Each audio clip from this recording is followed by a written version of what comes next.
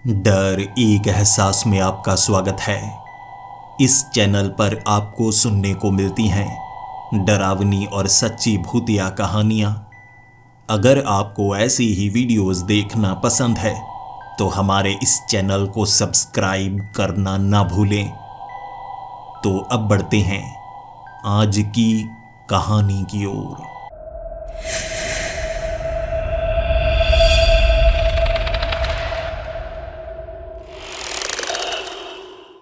मेरा वही गांव दोबारा आ चुका था। मैं यहाँ पर बचपन की कई यादें हैं मेरे दिमाग में और उन पेड़ों को देखकर मैं सोच रहा था, अरे ये तो वही वाले पेड़ है ना, यहीं नीचे कभी कभी मैं खेला करता था। अब सबसे पहले आपको अपनी जानकारी भी दे ही देता हूँ।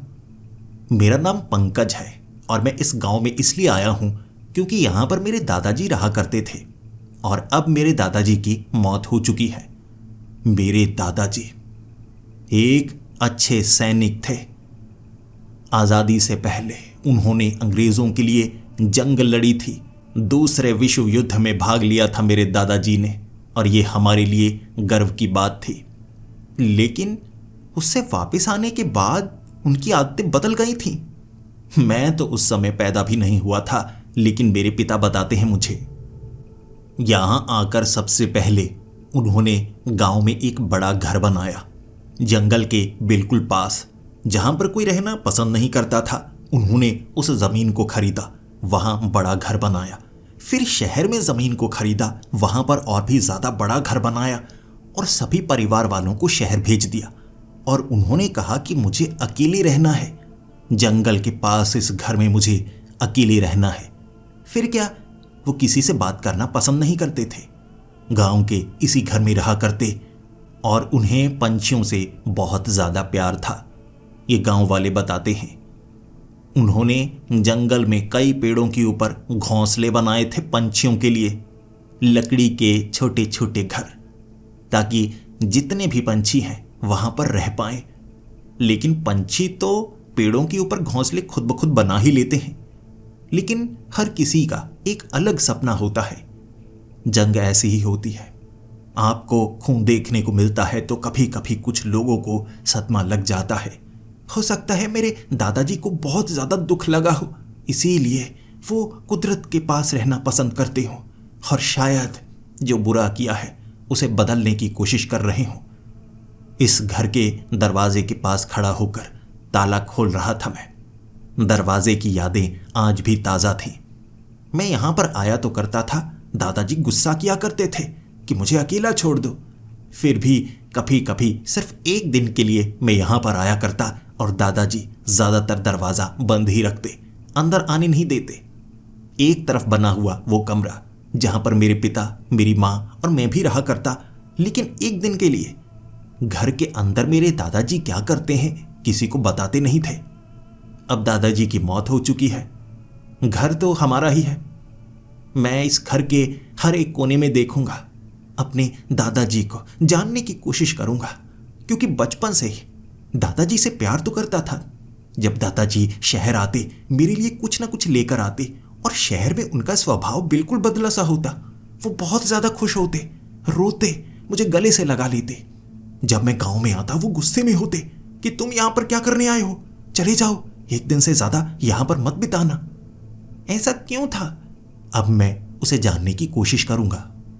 मेरे दादाजी का बेड और उसके बीच में रखी हुई एक पुरानी सी किताब, ये मेरे दादाजी की डायरी हो सकती है। ये सोचकर सबसे पहले मैंने उस किताब को उठाया। मेरे दादाजी की डायरी ही थी और सबसे पहले पन्ने पर यही लिखा था, उन्हें बाहर मत आने देना। ये किसके लिए लिखा होगा उन्होंने? मैंने आगे वाले पन्ने में पढ़ा तो उसमें मेरा नाम, मेरे पिता का नाम और हमारे परिवार के बारे में कहा गया था। ये हमारी जिम्मेदारी है कि उन्हें बाहर नहीं आने देना है। सब कुछ इस डायरी में बताया गया है, अच्छे से समझना है नियम क्या है।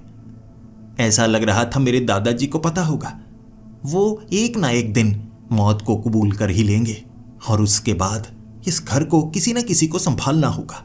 उनकी वसीयत के अनुसार सब कुछ हमारे परिवार को मिलेगा तो परिवार के सदस्य उनके घर को उनके काम को संभालेंगे। तो मैं जानने की कोशिश करता हूं आखिर वो पेड़ों पर इतने ज्यादा घोंसले क्यों बनाया करते थे। घर के पीछे जमीन है, पेड़ों को देखता हूं आखिर वो कैसे घोंसले बनाया करते थे। मैंने घर के पीछे वाली उस जमीन पर लगे हुए कई पेड़ों को देखा, एक भी घोंसला मुझे वहां पर नहीं मिला। लेकिन गांव वाले कह रहे थे कि जंगल में बहुत ज्यादा घोंसले बने हुए हैं, कई जहां पर पंछी आसपास नजर आ ही जाते हैं। लेकिन घर के पीछे लगे पेड़ों पर एक भी घोंसला मेरे दादाजी ने नहीं लगाया।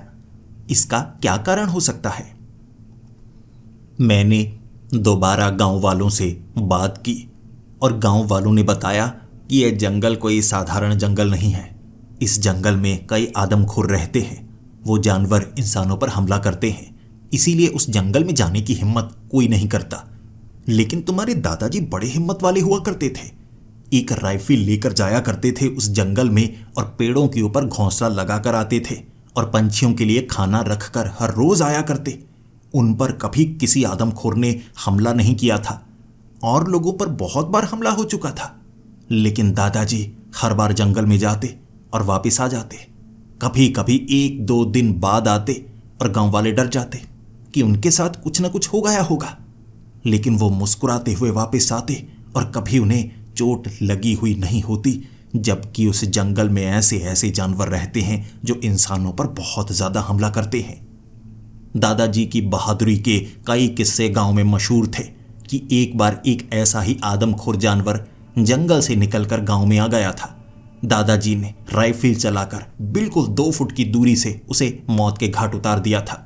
लेकिन वो डरे नहीं थे, वो किसी जानवर से नहीं डरते थे और गांव वाले उनकी बहुत ज्यादा तारीफ किया करते थे। दादाजी के जाने का दुख हर किसी को था। हर किसी ने मुझे दादाजी से जुड़ी कई कहानियां सुनाई थी, कैसे वो लोगों की मदद किया करते थे, बहुत अच्छे थे, लेकिन किसी को भी घर के अंदर आने नहीं देते थे। घर के अंदर वो क्या करते हैं कोई जान नहीं सकता था और किसी में हिम्मत भी नहीं थी। राइफल दरवाजे के पास टंगी होती, हर कोई उसे देखता और बाहर की तरफ चला जाता। दोपहर का वक्त था, गांव वालों से बहुत ज्यादा बात कर चुका था। अब जंगल में जाकर मैं उन पेड़ों को देखना चाहता था, पेड़ों के ऊपर लगे वो घोंसले देखना चाहता था। घर के आसपास के पेड़ पर एक भी घोंसला मुझे नजर नहीं आया था। जंगल में जाकर देखता हूं। दादाजी की वही राइफल लेकर मैं जंगल की तरफ बढ़ने लगा था और थोड़ा आगे जाने के बाद मुझे एक ऐसा ही पुराना गला हुआ घोंसला नजर आया और देखते ही ये साफ हो गया, ये तो वैसा ही घोंसला है ना, लकड़ी का बना हुआ, जैसा घर के अंदर भी बना हुआ था, छोटा सा रखा हुआ। दादाजी वो लगाने वाले होंगे, लेकिन ये घटना घट गई। मैंने आगे वाले कई पेड़ों पर वैसे ही पुराने सीलन वाले घोंसले देखे। छोटी छोटी झोंपड़ियां बनाई गई थी जिनके बीच में छेद था ताकि पंछी उनके अंदर घुस पाए। लेकिन आसपास मुझे कोई पंछी नजर तो नहीं आ रहा था, ना पंछियों के चहचहाने की आवाज थी, पूरी तरह से सन्नाटा था। कई जानवरों की आवाज जरूर आती जो जंगल में गूंजती और मुझे डराती, लेकिन ये घोंसले अलग अलग पेड़ पर काफी ऊंचाई पर मेरे दादाजी ने टांगे कैसे होंगे? मैं जितने घने जंगल में जाता गया मुझे वैसे घोंसले मिलते गए। सालों लगे होंगे मेरे दादाजी को, सालों। ऐसा लग रहा था जैसे हर 3 से 4 पेड़ों के बाद एक घोंसला लगाया गया है। इतने ज्यादा घोंसले थे वहां पर। मेरे दादाजी को सच में सलाम था। वो पंछियों से इतना ज्यादा प्यार करते थे, लेकिन पंछियों से इतना ज्यादा प्यार उन्हें कैसे हो गया? कुछ ना कुछ तो हुआ होगा, मेरे पिता को पता होगा, या उस डायरी को पढ़कर जानकारी ढूंढने की कोशिश करता हूं। कुछ तो पता लगेगा ना, सही से पढ़ूंगा, इस बार जल्दबाजी नहीं करूंगा। मैं जंगल से बाहर निकला था। गांव के कई लोगों ने मुझे जंगल में जाते हुए देख लिया। एक आदमी मुझे गुस्से में घूरते हुए कह रहा, तुम पागल तो नहीं हो जो अकेले जंगल में गए हो? अगर तुम्हें कुछ हो जाता फिर?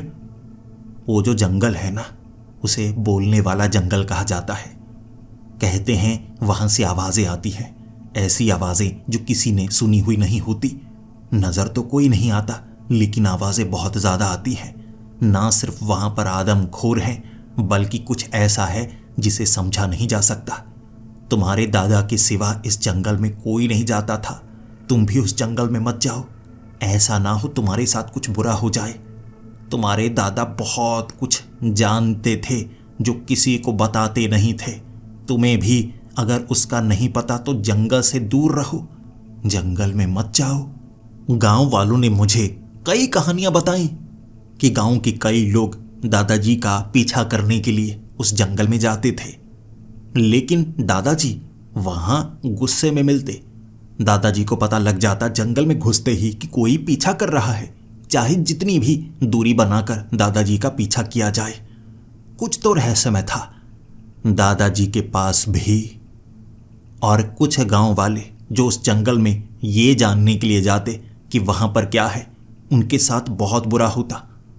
कोई आदमखोर जानवर उन पर हमला करता, अलग अलग तरह के जानवर जिन्हें वो देख तक नहीं पाते।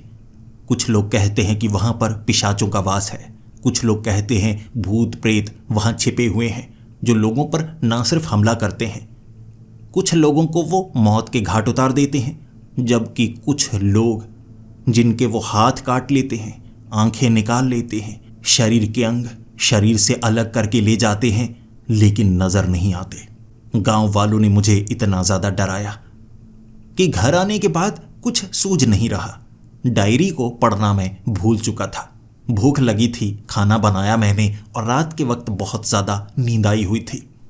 यहां पर ऐसी ऐसी जंगली सी आवाजें आ रही, मुझे डर भी लग रहा। खिड़कियों को मैं बंद कर चुका था। कई ऐसे कमरे थे जिन्हें मैंने अब तक खोला नहीं था। मैं बेडरूम में, पंछी के फड़फड़ाने की आवाज हुई बिल्कुल खिड़की के पास। मेरे बेड के पास वो खिड़की थी और पास में जैसे कोई पंछी बैठा हो। मैंने खिड़की को खोला, ऐसा लगा जैसे उड़कर करीब आकर कोई पंछी बैठा हो, लेकिन कोई पंछी बैठा नजर नहीं आया।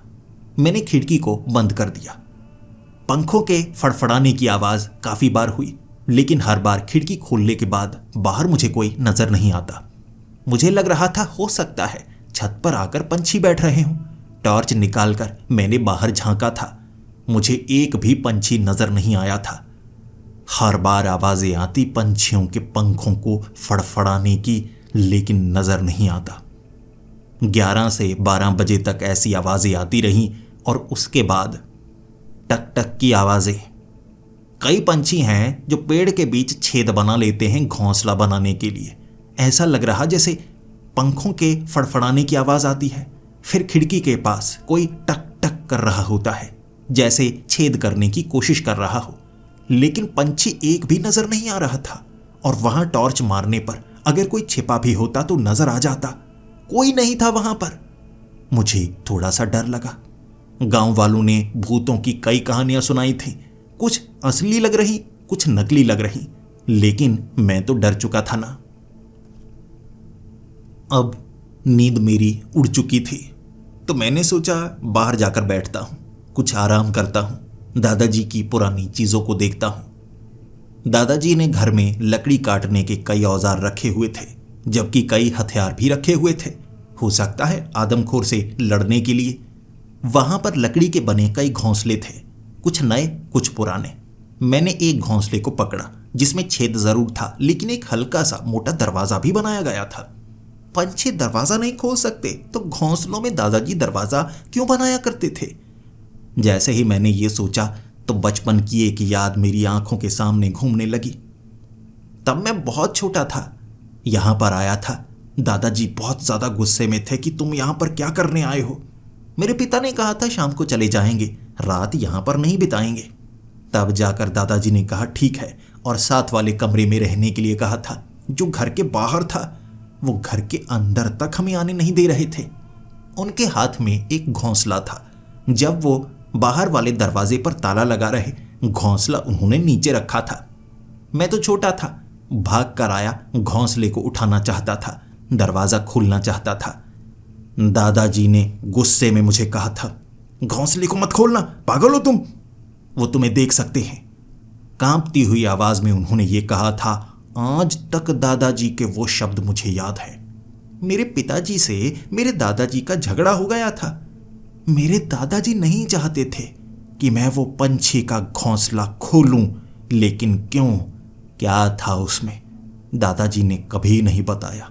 वो अपने राज किसी को नहीं बताते थे। रात का वक्त था, जानने की इच्छा हो रही थी, लेकिन किसी कमरे का दरवाज़ा खोलने की हिम्मत नहीं थी। कुछ ऐसा नजर ना आ जाए जो मुझे बहुत ज़्यादा डरा दे। लेकिन हमारी वसीयत के अनुसार ये मेरा है, देखना तो होगा मुझे। अगली सुबह सबसे पहले मैंने यही काम किया। साथ वाले उस कमरे का दरवाज़ा खोला और उस कमरे के अंदर घोंसले ही घोंसले थे। उन घोंसलों के पीछे मैंने देखा दादाजी कुरेद कुरेद कर एक आकार बनाया करते थे। डरावना सा आकार, एक गोल चेहरा, बड़ी बड़ी आंखें और एक लंबा सा मुंह, होंठ नीचे की तरफ लटके हुए। अजीब सा, डरावना। लेकिन पंछियों के ये घोंसलों के बिल्कुल पीछे ऐसे निशान बनाने का मतलब क्या था, समझ में नहीं आ रहा। लेकिन जितने भी घोंसले उन्होंने वहां पर रखे हुए, सभी बहुत पुराने लग रहे। 20 साल 30 साल पुराने। लकड़ी को देखकर पहचान सकता हूं उनके ऊपर काई आई हुई थी, कुछ थोड़े से गल भी चुके थे। देखता गया, डरता गया। हिम्मत जंगल में जाने की नहीं थी, लेकिन इस बार मैं डायरी को पढ़ना चाहता था। डायरी को पढ़ा। शुरुआत में तो यही बताया गया था कि उन्हें बाहर मत आने देना। अब मैं सोचने लगा, इसका क्या मतलब? क्या दरवाजे इसलिए लगाए गए हैं कि पंछियों को घोंसलों के अंदर डाला जा सके, फिर दरवाजों को बंद कर देना चाहिए? फिर तो वो पंछी मारे जाएंगे ना। ये ऐसे दरवाजे हैं, आसानी से खोले नहीं जा सकते। लेकिन पंछियों के घोंसले में दरवाजे कौन लगाता है? दादाजी ऐसा क्यों किया करते थे?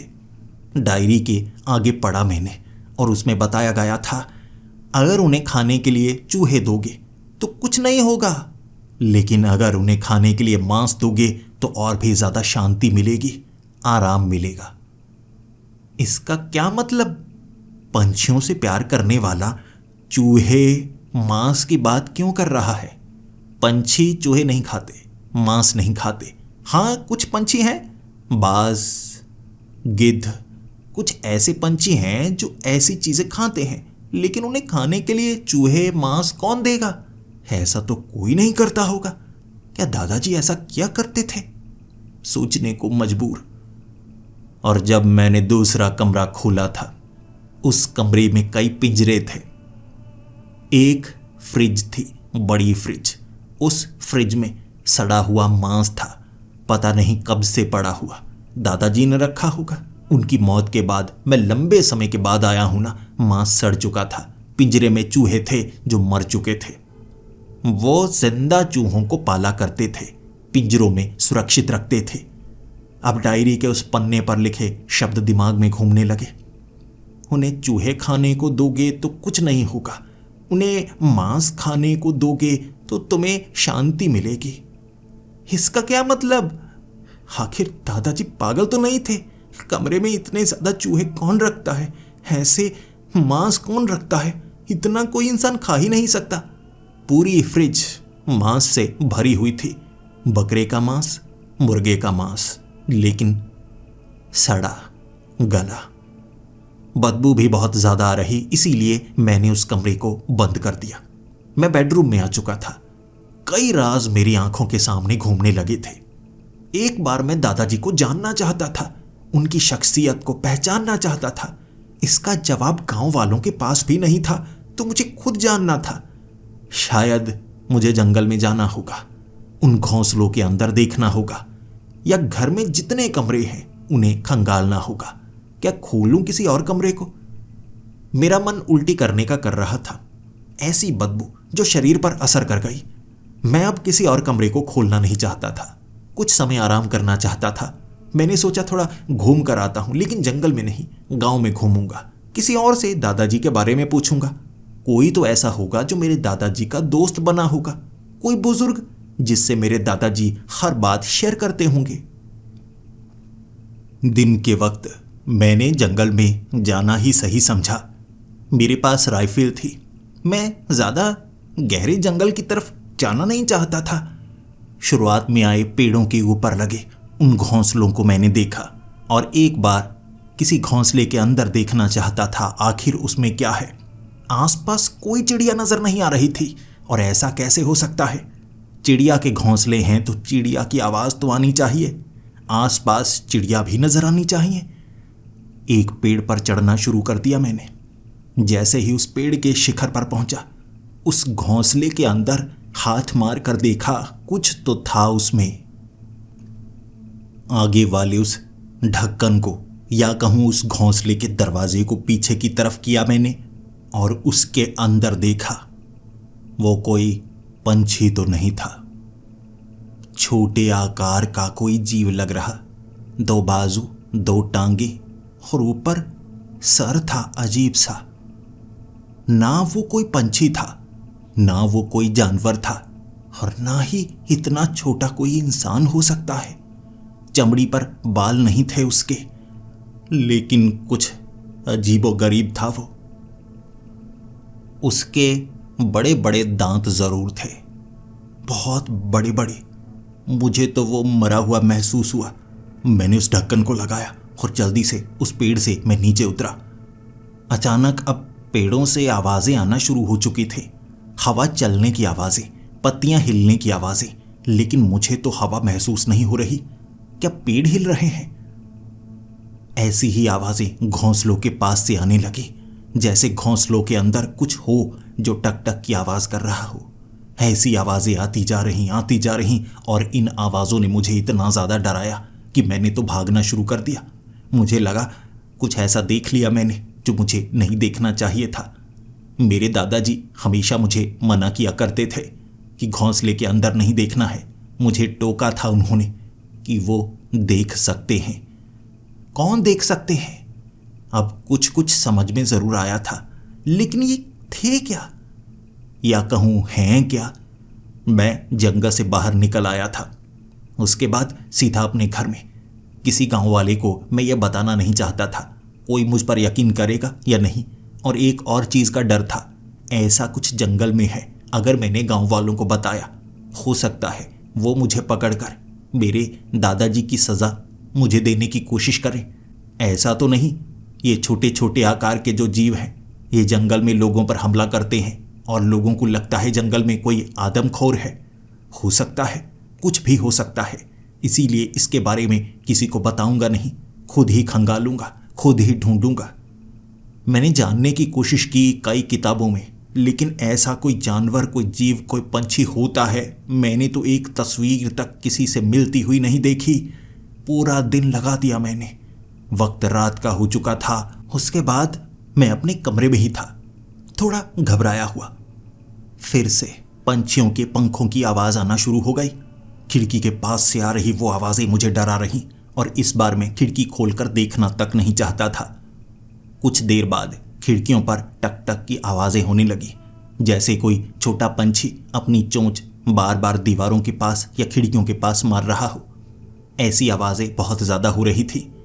पंखों की आवाजों ने इतना ज्यादा डराया कि मैं तो बेड के नीचे चला गया ताकि आवाजें तो कम हो, महसूस ना हो कि मैं घर में हूं।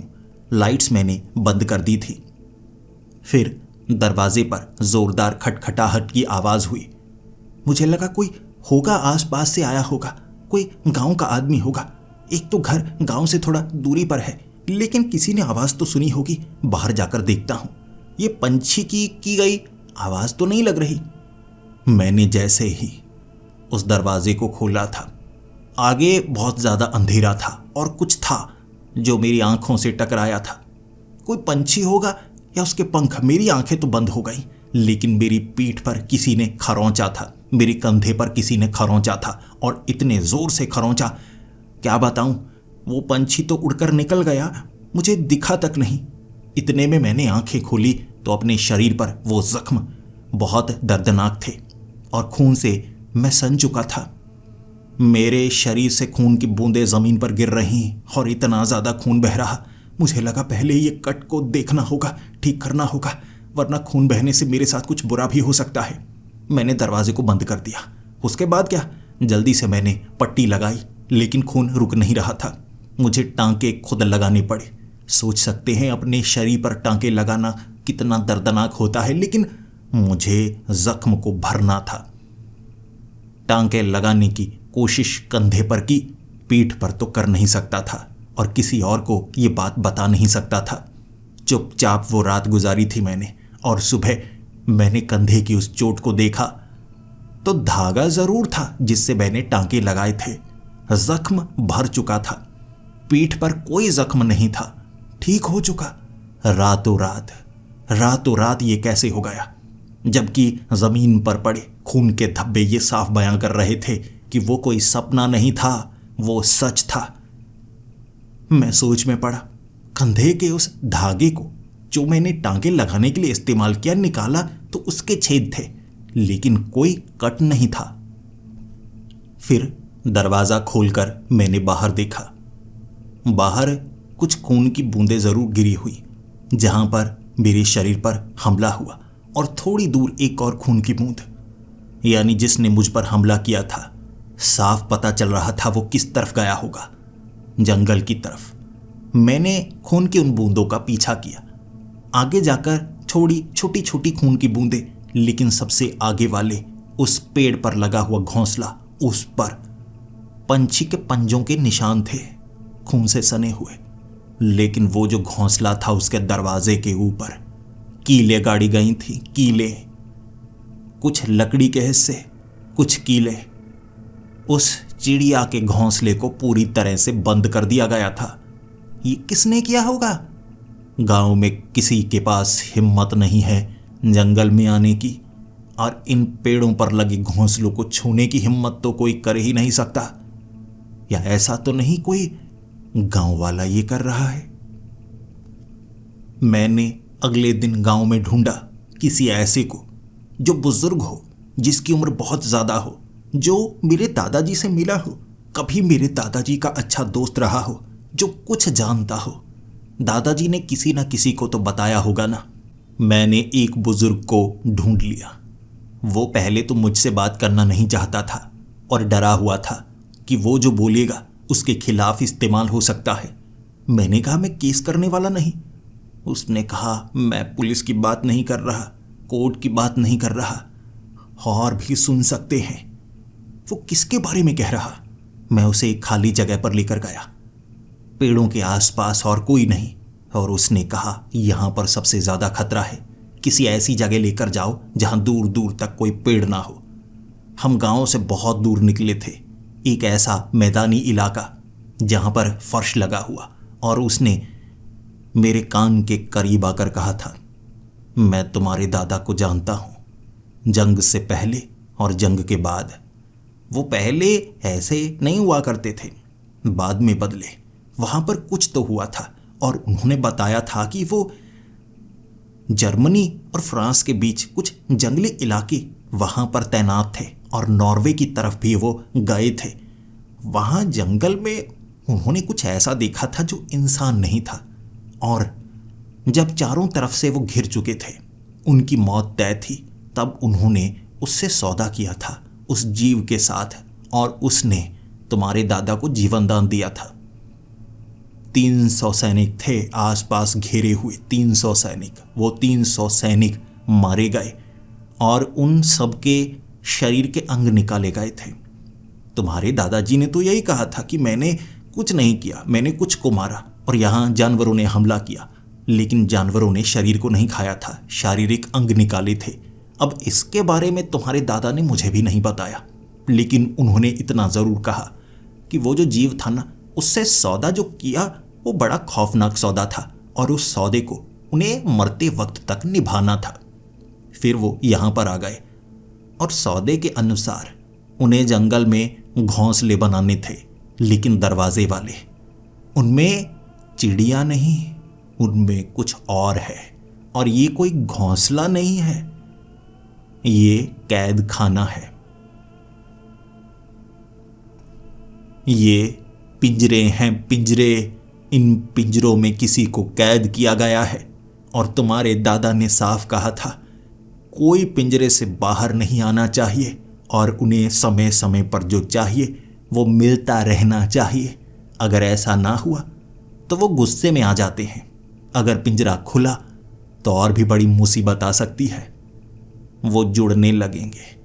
जब वो जुड़ने लगेंगे वो बदला लेने की कोशिश करेंगे, और जब वो बदला लेते हैं वो बड़ा भयानक होता है। मुझे अब डर लग रहा था, लेकिन उन्हें और कुछ नहीं पता था। तो मैंने घर आकर दादाजी की डायरी में पढ़ा। उसमें यही जानकारी दी गई थी कि खाना कैसे देना है, और कुछ नहीं बताया गया। चूहा देना है, उससे कुछ नहीं होगा। मांस दोगे तो उससे शांति मिलेगी। मैंने कई चूहे लिए, जिंदा चूहे पकड़े गए और उन्हें पिंजरों में कैद करके मैं वो जितने भी घोंसले थे उनमें डालना चाहता था। घोंसले थे बहुत, लेकिन मुझे लगा चलो जितने घोंसलों में मैं डाल सकता हूं, चूहे या मांस डालने की कोशिश जरूर करूंगा। जंगल में जब मैं पहुंचा, सबसे पहले वाला वो घोंसला किसी ने तोड़ा हुआ था। उसे इस तरह से तोड़ा था जैसे बार बार कोई भारी चीज उस पर मारी गई हो, उसका कचूमर बना दिया गया था। मुझे 10 ऐसे ही घोंसले मिले जिनका कचूमर बना दिया गया था। ये किसने किया था मुझे नहीं पता, लेकिन इसे देखने के बाद घबराहट हो रही। लेकिन बाकी जितने पिंजरे थे उनमें मैंने चूहा डाला, छोटे छोटे छेद ऊपर बनाए गए। कुछ ऐसे घोंसले थे जिनमें मैंने मांस डाला था।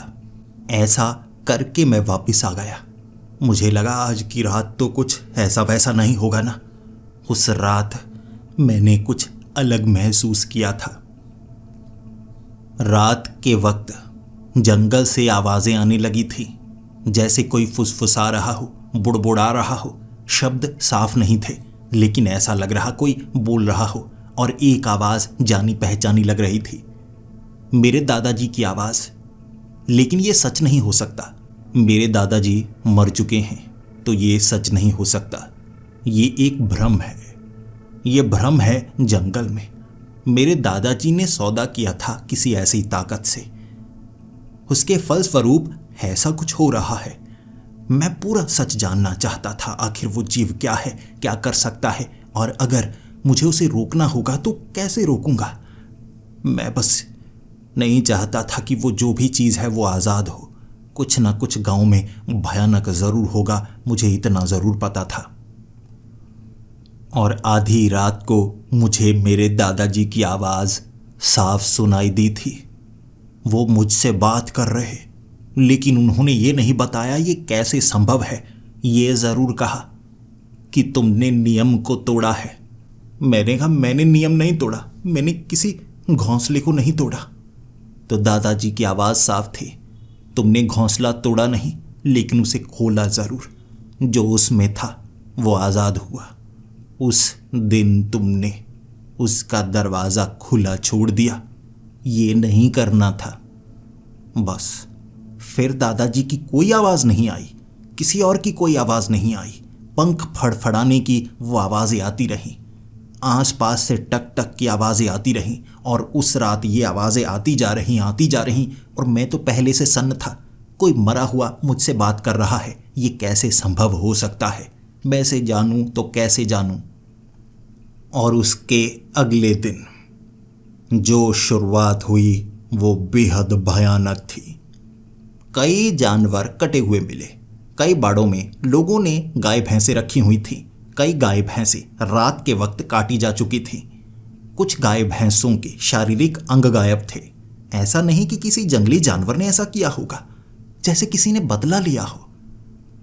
उसके अगले दिन कुछ लोग गायब हो गए और उनकी लाशें जंगल में मिली, बिल्कुल बाहरी हिस्से में। 2 की आंखें मौजूद नहीं थीं।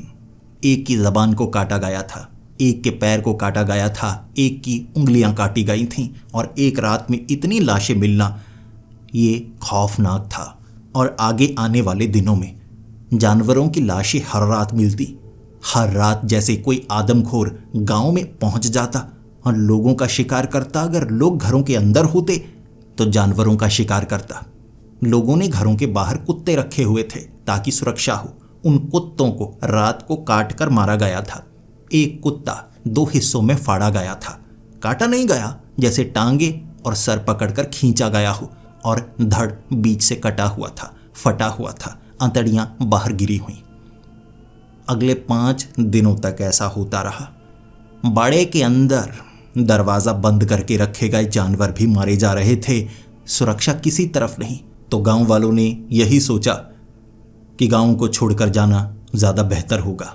अब गांव वाले गांव में रहना नहीं चाहते थे और मुझे ये सब रोकना था। अगर मेरी गलती के कारण ये हुआ है तो मैं इसका नतीजा भुगतूंगा। मेरे दादाजी के कारण इसकी शुरुआत हुई है तो इसका अंत मैं करूंगा। एक रात अब आवाज़ें बिल्कुल नहीं आ रही थी, ना किसी पंछी की, ना टक टक की आवाज़, लेकिन बाहर किसी के चलने की आवाज़ आ रही थी, दूर से ही आ रही। लाइट्स लगी हुई थी तो मैंने खिड़की खोलकर दूर देखने की कोशिश की, आखिर कौन चल रहा है। कोई आदमी तो नहीं जो गांव से यहाँ कुछ न कुछ तो करता है। मैंने देखा किसी को, वो इंसान तो नहीं था। कैसे बयां करूं, आधा शरीर था वो आधा।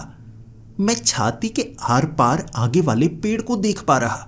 उसकी छाती नहीं थी, एक बड़ा छेद था। पंछियों के पंख उसके शरीर पर लगे हुए थे।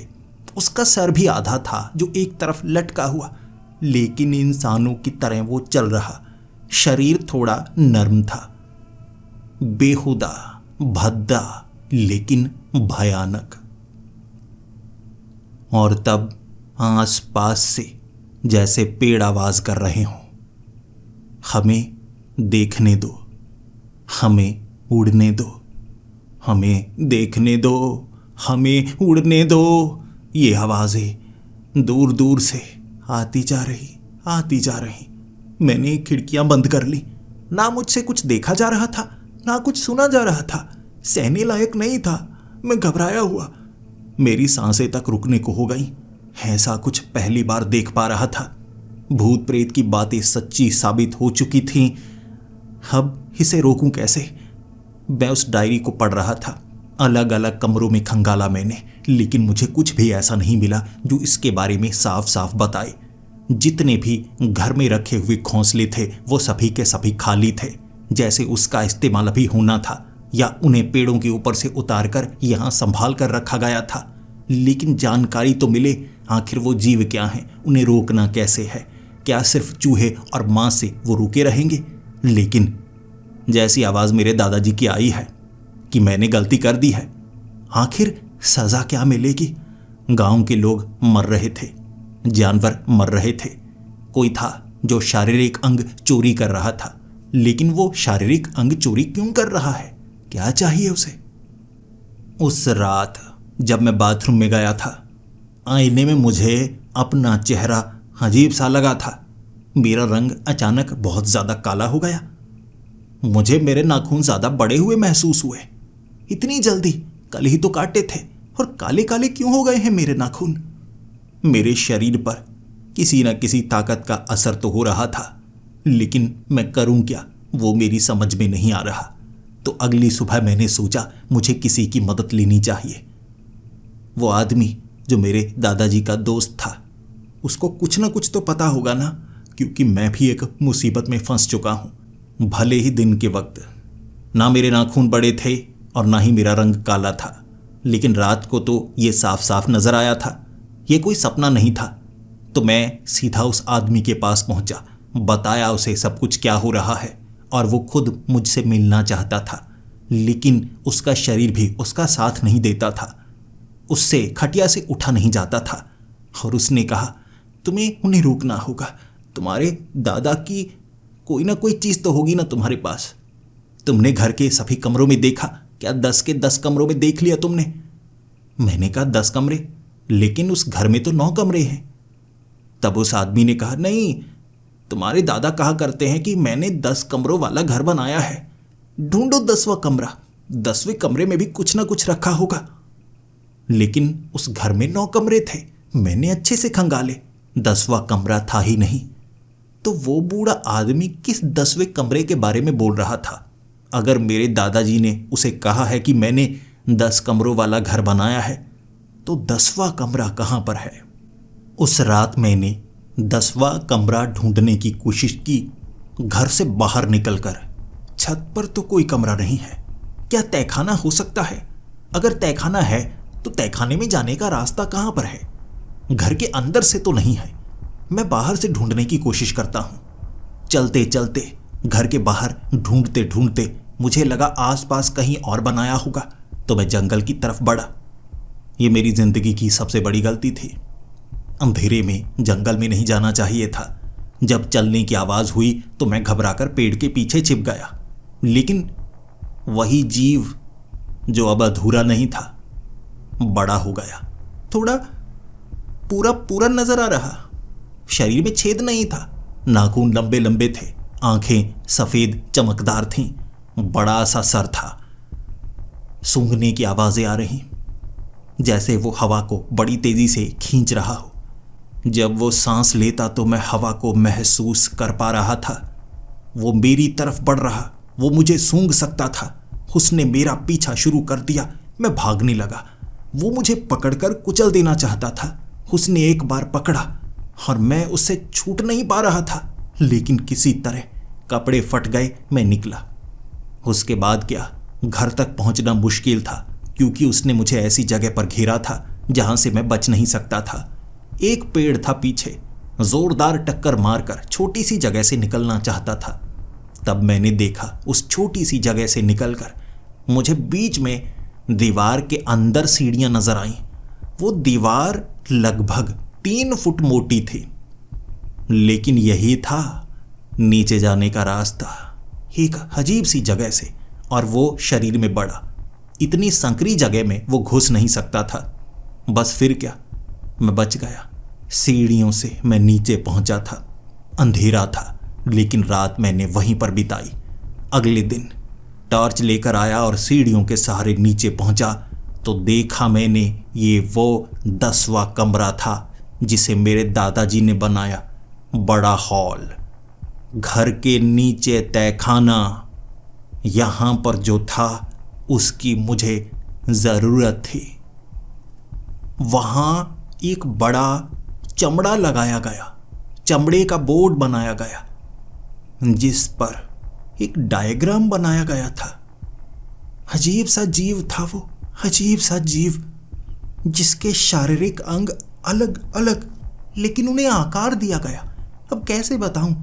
मान लो छोटी छोटी आंखें जोड़ जोड़ कर आप इंसानी शरीर बना सकते हैं ना, ऐसा था शरीर के अलग अलग अंग, लेकिन उसका आकार थोड़ा इंसानी भी था। 2 बाजू, 2 टांगे, धड़, सर, लेकिन हर चीज अलग सी। इंसान नहीं था वो। नीचे लिखा हुआ था, अगर वो जुड़ गए तो आसमान फट जाएगा।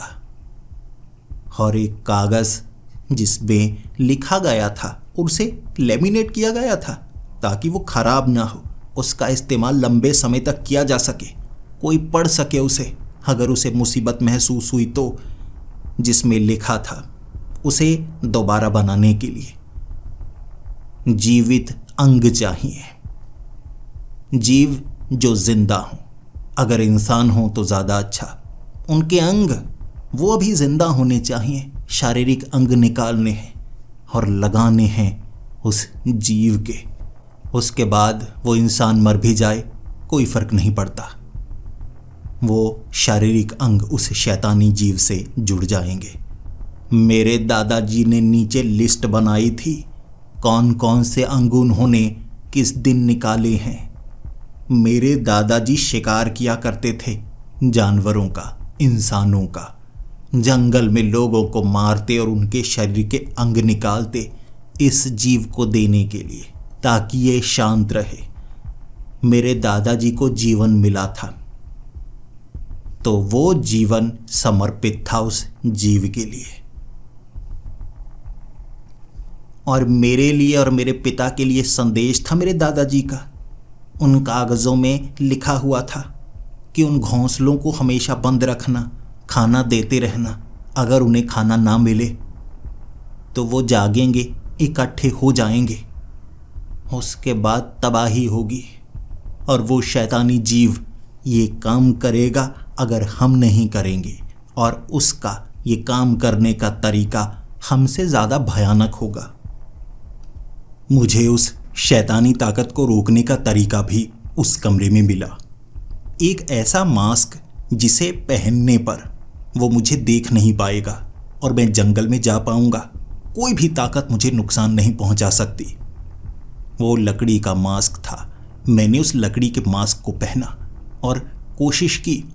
सच में वो शैतानी जीव उस रात घूम रहा था, लेकिन वो मुझे देख नहीं सकता था, सूंघ नहीं सकता था। मैं उसके करीब से निकल गया और जैसा जैसा उस कमरे में रखी किताब में बताया गया था, मेरे दादाजी की लिखावट थी। तो मेरे लिए लिखा होगा उन्होंने, या परिवार के सदस्य के लिए जिसे वसीयत के अनुसार ये संपत्ति मिलेगी, वो इसकी रखवाली करेगा और वो इसे रोकेगा। तो मुझे अपने दादाजी पर पूरा भरोसा था। जैसा जैसा बताया गया मैं वैसा वैसा करना चाहता था। मुझे उस शैतानी जीव का पीछा करना होगा। वो जहां पर जाता है उसके शरीर के जितने अंग हैं वो अलग होंगे। एक एक करके हर एक घोंसले में अपने आप जाएंगे, छोटे छोटे जीव बनकर। रात के वक्त वो जुड़ा करेंगे, लेकिन जब रात का अंत होने वाला होगा उसका शरीर अपने आप अलग हिस्सों में होकर हर एक घोंसले के अंदर जाएगा, कैदी बनकर। क्योंकि मैंने उसे खोल दिया था तो वो आज़ाद हुआ था। अब जब हर एक घोंसले के अंदर उसके शरीर का अंग चला जाएगा, मुझे दिन के वक्त हर एक घोंसले को देखना होगा, उसे बंद करना होगा। मैं उसका पीछा करने लगा। 1 घंटा बीत चुका था। मैं उसके बेहद करीब। मैं आवाज भी करता, वो रुकता, लेकिन वो मुझे देख नहीं सकता था।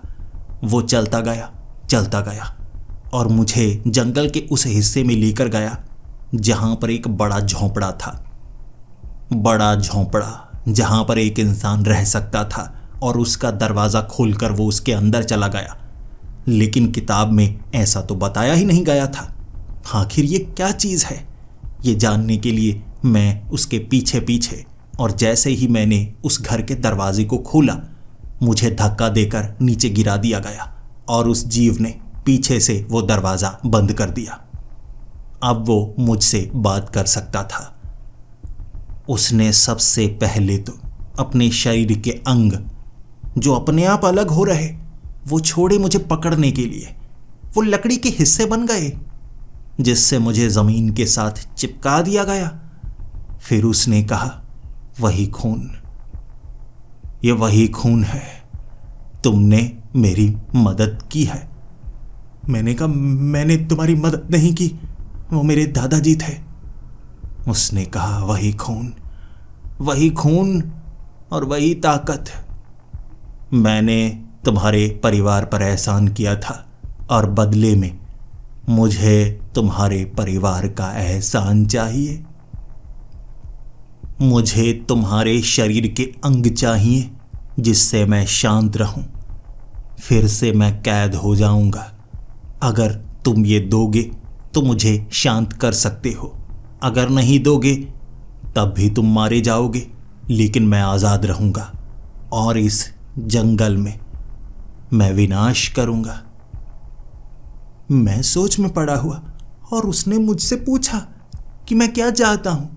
मैं इसे रोकना चाहता हूं या इसका हिस्सा बनना चाहता हूं। ना मैं रोक सकता था ना इसका हिस्सा बन सकता था। मौत दोनों तरफ निश्चित थी। मैं क्या करता?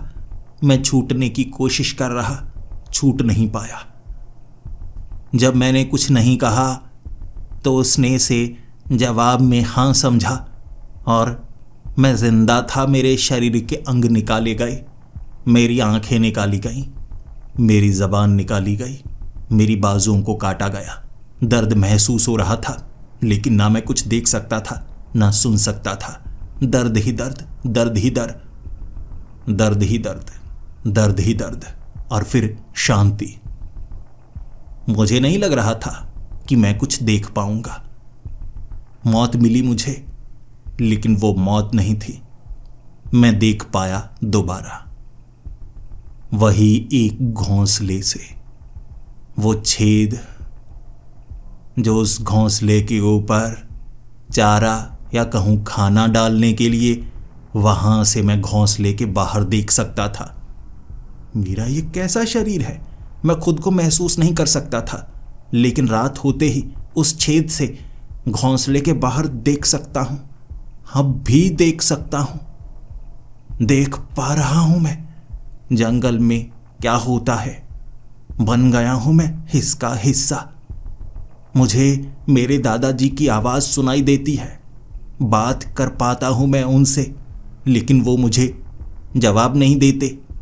क्यों? मुझे धोखा क्यों दिया?